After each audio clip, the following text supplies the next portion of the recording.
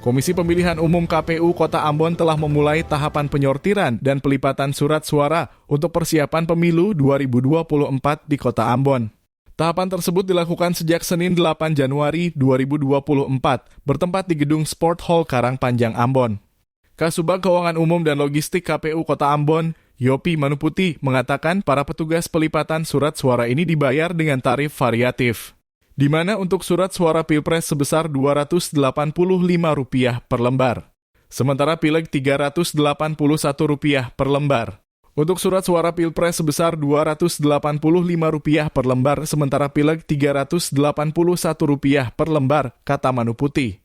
Dijelaskan surat suara untuk Pilpres yang dilipat berjumlah 257.773 lembar. Setelah Pilpres dilanjutkan dengan surat suara DPR RI, DPD RI, DPRD Provinsi, dan DPRD Kota Ambon.